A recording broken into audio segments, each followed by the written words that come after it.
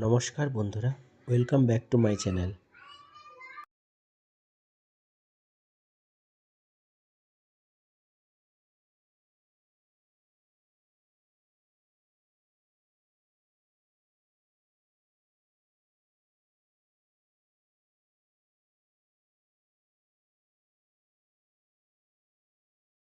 প্রথমে কড়াই গরম করে সর্ষের তেল দিয়ে দিলাম।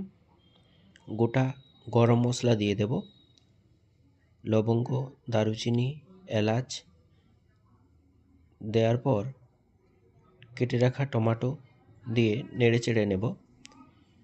এরপর পেঁয়াজ বাটা দিয়ে আবারও ভালো করে নাড়াচাড়া করতে থাকব।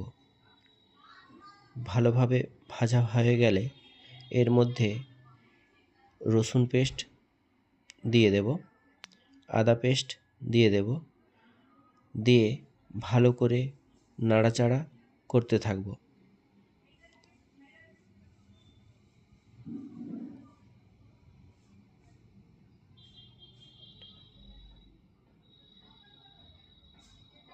ভালোভাবে নাড়াচাড়া করে ভাজা ভাজা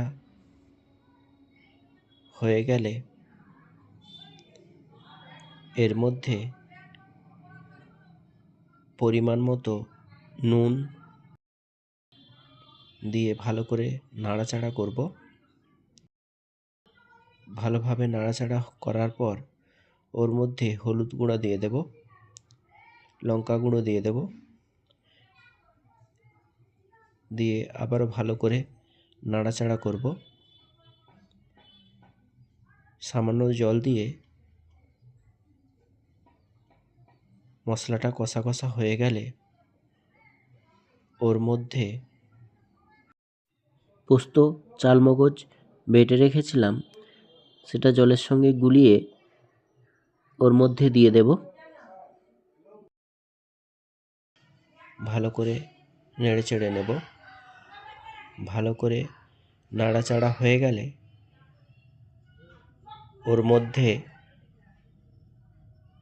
নারকেলের দুধটা দিয়ে আবারও ভালো করে নেড়ে চেড়ে নেব, কষিয়ে নেব। ফুটে উঠলে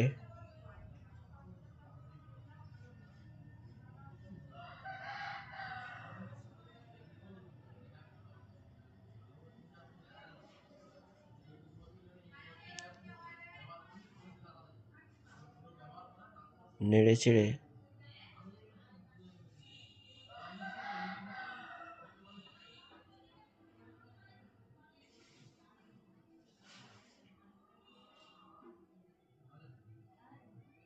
ওর মধ্যে কিছুটা পরিমাণে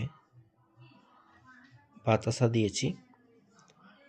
এরপর গরম মশলা গুঁড়ো দিয়ে দেব, দিয়ে আবারও ভালো করে নেড়ে চেড়ে নেব। ভালোভাবে নাড়াচাড়া হয়ে যাওয়ার পর আমি কিছুটা পরিমাণে দুধ দিয়েছি। দুধ দিয়ে ভালোভাবে ফুটে উঠলে কাঁচা লঙ্কা দিয়ে দেব। আমি চিড়ে রেখেছিলাম কাঁচা লঙ্কাগুলো, ওর মধ্যে দিয়ে দেব।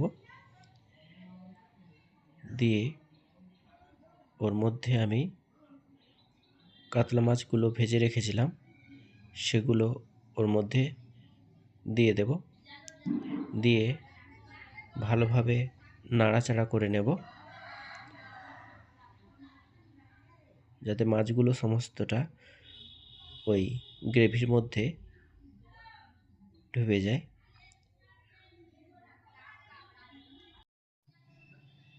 ভালোভাবে ফুটে উঠলে এরপরে আমি ওটা নামিয়ে নেব।